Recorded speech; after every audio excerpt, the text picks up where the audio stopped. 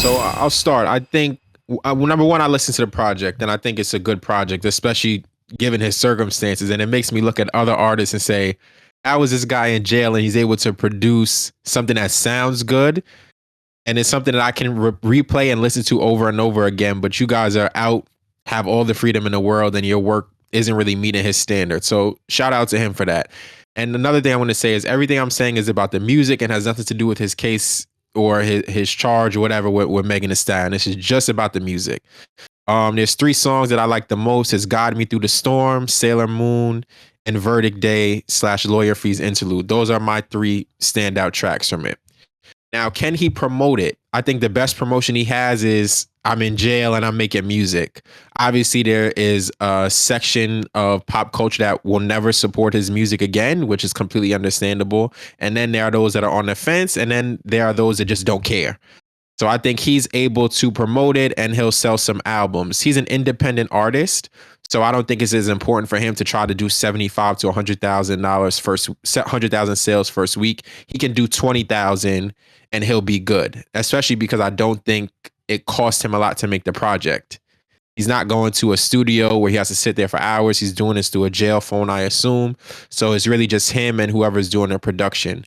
So I think maybe we'll see 15 to 20,000 for the first week sales. He's independent, so he'll see the bulk of that money. And another thing that I saw is that he put all his family members on the track. So his dad is on there, his little brother, his sister. It's only family members on the feature. So I think he did that specifically to try to put money back in their pocket. So overall, I think it's a good project, especially with the circumstances he's living in. Yeah, I have to agree with you, Jay. When I was looking at it, the first thing that I did notice, this is his first project since 2022.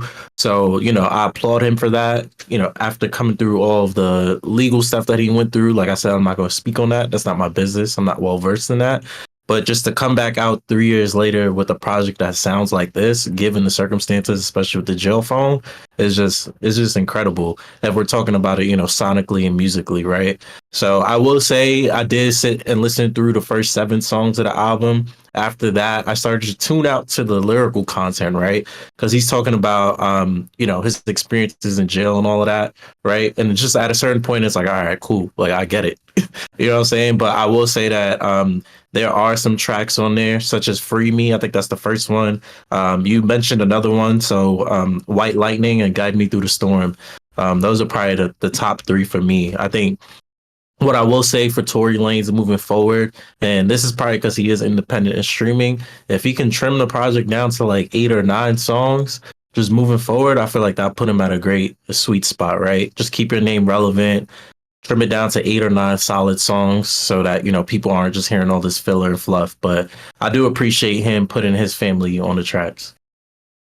Yeah, that's interesting. Yeah, I mean, if you're recording from prison and it's difficult to do, you don't really got to do 15 songs. Like, I don't know, save some songs. I don't know. You don't got to put them all out. Yeah, he did 20.